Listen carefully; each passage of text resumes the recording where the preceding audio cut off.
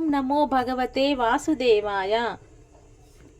మాఘమహాపురాణం 22వ అధ్యాయం. జగ్నుడు ఏకాదశి వ్రతం మహత్యం గురించి అడిగిన ప్రశ్నకు సమాధం గత్రుమధుడు పౌరాణిక ఘటనపైన క్షీరసాగర మదనాన్ని వివరించాడు. సముద్రంలో అమృతాన్ని పొందేందుకు దేవతలు రాక్షసులు కలిసి మందర పర్వతాన్ని మదనదండంగా వాసుకిని కవ్వంగా ఉపయోగించి క్షీరసాగరాన్ని చిలకటం ప్రారంభించారు. మదన ఫలితంగా లక్ష్మీదేవి ఉచ్చేశ్రేవ వంటి అద్భుతమైన ఐశ్వర్యాలు లభించాయి. కానీ తరువాత పుట్టుకొచ్చిన భయంకరమైన విషాన్ని శంకరుడు తన కంఠంలో దాచి లోకాలను కాపాడాడు. అమృతం కోసం మరింత తీవ్రంగా సాగిన మదనంలో మోహిని అవతారం ఎత్తిన విష్ణుమూర్తి మాయాజాలంతో అమృతాన్ని దేవతలకు పంచిపెట్టాడు. అసుర గురువులు శుక్రాచార్యుడి మాయతో రాక్షసులు దారిని ప్రయత్నించగా సూర్యచంద్రుల సూచన మేరకు విష్ణువు రావు కేతవులు తలను విడిపించాడు. దేవతలు అమృతం సేవించి మృత్యుంజయాలు కాగా రాక్షసులు మోసపోయారు. ఈ కథ ద్వారా క్షీరసాగర మదనంలో ఎదురైన కష్టాలు, విష్ణుమూర్తి యొక్క అవతార మహిమను వివరించి ఏకాదశి వ్రతం యొక్క ఫలితాన్ని గత్రుమగుడు జగ్నిమునికి తెలియజేశాడు. ఏకాదశి వ్రతాన్ని పాటించడం దేవతలకు అమృతంలాగా ఫలిస్తుందని, పుణ్యలోకాలకు చేరుస్తుందని, దాని మహిమ అశ్వమేధ యాగాలకు సమానమని వివరించాడు. క్షీరసాగర మదనం. గత్రుమద మహాముని జగ్నిమునితో నిట్లనను, జగ్న మునివర్య వినుము, అశ్వమేధ యాగం చేసిన వాడను, ఏకాదశి వ్రత నియమమును పాటించిన వాడను, మాఘమాస వ్రతమును ఆచరించుచు ఏకాదశి వ్రతమును పాటించుచున్న వాడను, అశ్వమేధ యాగం చేసిన అటువంటి పుణ్యఫలమునందు తుదకు మోక్షమును కూడా పొందును. స్వర్గాధిపతి ఇంద్ర పదవినందును మాఘ ద్వాదశి నాడు బ్రాహ్మణులతో కలిసి పారాయణం చేయువాడు, అన్నదానం చేయువాడు పొందు పుణ్యమును అనంతము అని పలికెను. జగ్నముని గత్రుమద మహర్ని తిథులు అనేకములుగా ఉండగా ఏకాదశి అన్నిటికంటే శుభప్రదమైనది ఎట్లాయను? అనేక అశ్వమేధములు చేసిన వచ్చినటువంటి పుణ్యం ఏకాదశి వ్రతం ఒక్కటి ఇచ్చుట ఏమి? ఎవరినైనాను ఇట్లు చేసి ఇంతటి పుణ్యము నందిరా చెప్పుము అని అడిగాను.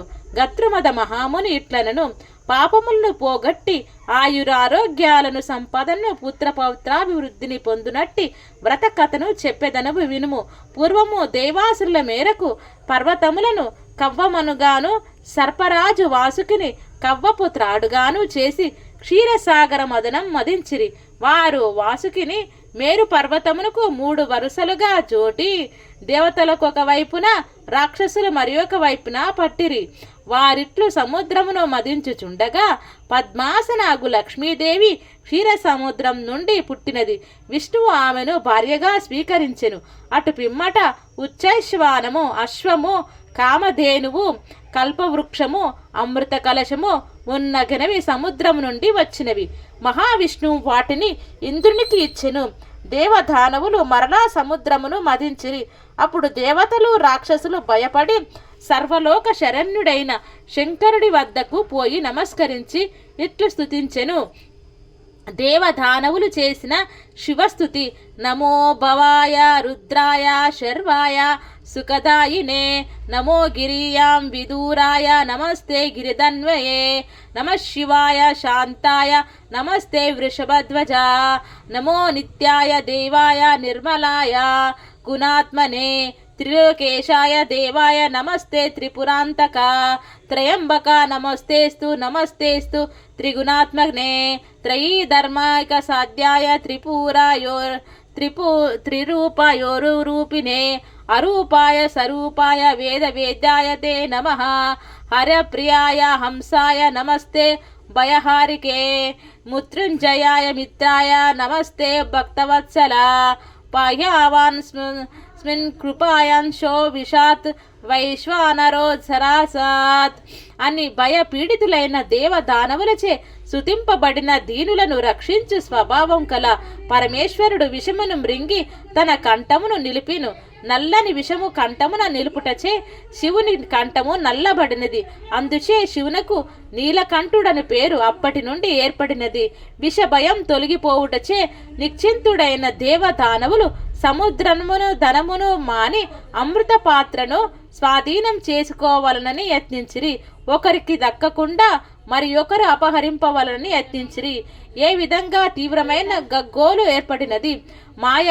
మాయావియగు శ్రీ మహావిష్ణువు మోహిని రూపమునందెను. ఆమె రూపం అన్ని ప్రాణులకు నయనానందమును కలిగించును. మహామనోహరమగు నామె స్తనములు జగములు చూపులకు ఉద్రేకములు కలిగించుచుండెను. ముక్కు వికసించిన సంపెంగ పువ్వు వలె నుండెను. నేత్రములు మనోహరములై విశాలమై ఉండెను. మృదువైన బాహువులు, పొడవైన కేశములు, తీగ వంటి శరీరం కలిగి సర్వాభరణ భూషితి అయి పచ్చటి పట్టు చీరను కట్టెను. చంచలమైన కడగంటి చూపులతో ఆ మోహిని అందరును మోహమును పెంపొందించుచుండెను. ఆకస్మికముగా సాక్షాత్కరించిన ఆ మోహిని వివాదపడుచున్న దేవతలకు మధ్య నిలిచి దేవతలారా దానవులారా అని మధుర స్వరముగా పిలుచును. ఆమె రూపనకు పరవశుడైన దేవదానవుల మధుర స్వరమునకు మంత్రముగ్ధులై వివాదమును మాని నిలిచిరి. ఆమె దేవదానవులను చూసి దేవతలారా దానవులారా నేను మీ దేవదానవుల 2 వర్గముల మధ్యవర్తినై ఉండి ఈ అమృత కలశంలోని అమృతమును మీ 2 వర్గముల వారికి సమానముగా పంచెదును. దేవతల వర్గమైన వైపునకు రాక్షసుల వర్గం మరి ఒక వైపున కూర్చుండురి. ఈమె ఎవరో తెలియదు కనుక పక్షపాతం లేకుండా అమృతమును సమానంగా పంచునని తలిచెను. అందరినీ మోహ వ్యాప్తపరచుచు ఆ జగన్మోహిని అమృత పాత్రను చేతబట్టెను. ఆమె ఆ అమృత పాత్రను 2 భాగములు చేసెను. ఒక వైపున అమృతమును మరి ఒక వైపున కల్లును ఉంచెను. రాక్షసులు వైపున కల్లును, దేవతల వైపున అమృతమును వడ్డించుచునే వరకిని అనుమానం రాకుండా అటునిటు తిరుగుచుండెను. రాక్షసులు సురను త్రాగి అది అమృతమని తలచిరి. చెవులకు ఇంపుగా ధ్వనించుచున్న పాదముల అందల రవలితోనూ హస్త కంకముల సుముదర నాదములతోనూ ఆ జగన్మోహిని దేవదానవుల మధ్య విలాసముగా మనోహర మధురముగా దిగురుగుచు అమృతమును దేవతలకును సురను దానవులకును కొసరి వడ్డించుచుండెను. దేవదానవులు తమ హస్తములు దోసిల్లు చేసి హస్తములే పాత్రలుగా చేసి కొన్నవారై త్రాగుచుండిరి. రాహుకేతుల వివరణ. రాక్షసుల పంక్తిలో కూర్చున్న ఇద్దరికి దేవతల ముఖాల యందు అమృత పానముచే కళావంతులు తేజస్సు వర్చస్సు పెరుగుట, తమ వారందరూ సముద్ర మదన జనిత శ్రమను ఇంకను వీడకుండుట గమనించుటను వచ్చి అనుమానం పడిరి. అనుమానం వచ్చినంతనే దేవరూపమున ధరించి దేవతల వరుసలో కూర్చుండిరి. మోహిని వీరిని గమనింపలేదు. దేవతలకుని వారి చేతుల యందు అమృతమును గరిటతో పోసెను. రాక్షసులు అమృతమును అత్రముగా దానిని తాగుటతో ఆమెకు అనుమానం వచ్చి వారు చేసిన మోసమును గ్రహించెను. జగన్మోహిని రూపముననున్న జగన్మోహనుడు తననే వరించిన ఆ రాక్షసుల నేర్పనకు విస్మరితుడై చక్రమును ప్రయోగించి వారి శిరస్సులను ఖండించెను. వారు తాగిన అమృతము వారి ఉదరంలోనికి పోలేదు కానీ కంఠం దాటును. ఇందుచే వారు చావు బ్రతుకు కాని స్థితిలో ఉండిరి. చంద్రుడు మొదలగు వారు త్వరగా అమృతము హస్తములో త్రాగిరి. రాక్షసులకు జరిగిన మోసం తెలిపెను. తన వారిలో 2 అమృతమును త్రాగకుండగానే చక్రఖండితులై చావు బతుకులు కాని స్థితిలో ఉండిరి. వారు ఎంత శ్రమ అయినను అయ్యను విచారము దుఃఖము నంది ఆహాకారములు చేసిరి. దేవతలు రాక్షసులలో 2 తమను మోసగించి అమృతమును త్రాగిరని గగ్గోలు పడిరి. దానవులు కాకావికులై తమ స్థానములకు చేరిరి. జగన్మోహిని శ్రీహరి ఆయను. చక్రముచే నరకబడి చావు బ్రతుకు లేని అయోమయ స్థితిలోనున్న రాక్షసులు కేశవ చావును బ్రతుకును కాని ఈ స్థితి మాకు దుర్భరంగా ఉన్నది. మా గతి ఏమి, మాకు ఆహారం ఏమీను దినముగా శ్రీహరిని ప్రార్థించిరి. శ్రీహరి పాడ్యమి పౌర్ణమి గాను అమావాస్యతో గాని కల సంధి కాలమునందు సూర్యుని చంద్రుని భక్షింపుడు అదియే మీకు ఆహారమని పలికెను. ఆ రాక్షసులు ఆకాశమును చేరిరి. ఇంద్రుడు మొదలగు దేవతలు అమృత కలశమును తీసుకొని స్వర్గనముకును పోయిరి. బ్రహ్మ విష్ణు మహేశ్వరులు తమ తమ లోకాలకు చేరిరి. సముద్ర తీరమున అమృత కలశం ఉంచినప్పుడు 2 అమృత బిందువులు నేలపై పడినవి. ఒక బిందువు పారిజాత వృక్షముగా, మరి ఒక బిందువు తులసి మొక్కగాను అయినది.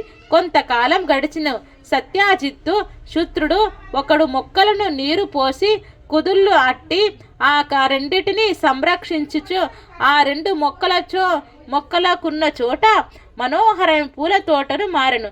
సత్రాజిత్తు సంరక్షణ వారిని దోహదమైనది. అతడును ఆ మొక్కలను నీరు పోసి పెంచుచు పారిజాత పుష్పములు తులసి దళములను అమ్మి జీవించుచుండెను. పారిజాత వృక్షం పెరిగి పుష్ప సముద్రమై నయనానందకరముగా నుండెను. తులసి కోమలమునైన దళములతో అందముగా నుండెను.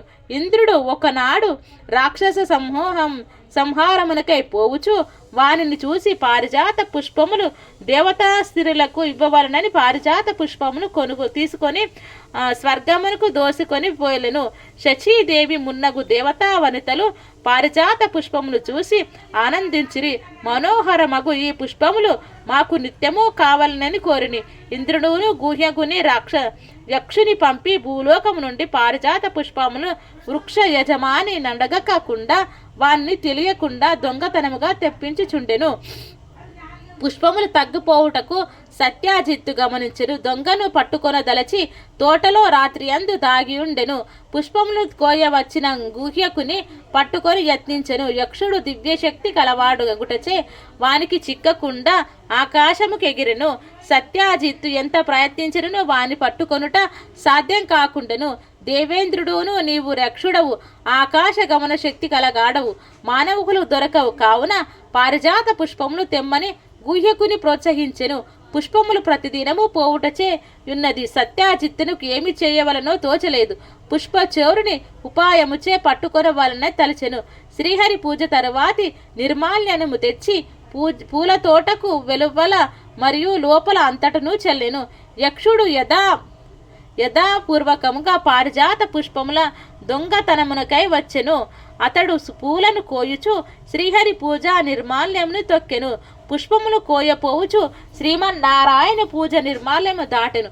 ఫలితముగా వాని దివ్య శక్తులతో పాటు ఆకాశమున శక్తియు నశించెను. నేలపై కూడా సరిగ్గా నడవలేక కుంటుచుండెను. యక్షుడును ఎంత ప్రయత్నించినను అచ్చటి నుండి పోలేకపోయెను. జరిగిన దాన్ని గ్రహించిన సత్యాజిత్తు వాన్ని పట్టుకొని, ఓరి నీవెవరవు, ఎవరు నిన్ను పంపిరి, మా పుష్పములు ప్రతిదినము ఎందుకని అపహరించుచుంటివని చెప్పమని గర్జించెను. యక్షుడు, నేను యక్షుడను, ఇంద్రుని సేవకుడను. ఈ పుష్పములు అపహరించి ఇంద్రునకు ఇచ్చుచుంటిని. ఇంద్రుని ఆజ్ఞ చేత ఇట్లు చేసి తిని, కానీ బుద్ధిశాలివైన నీకు చిక్కితిని అని పలికెను. సత్యాజిత్తు ఏమియో మాటలాడక ఇంటికి పోయిరు. ఇంద్రుని సేవకుడు అయిన యక్షుడు 3 దినములు బందీ అయి ఆ తోటలో ఉండెను. మాఘ మహాపురాణం 22వ అధ్యాయం సంపూర్ణం. ఓం నమో భగవతే వాసుదేవాయ.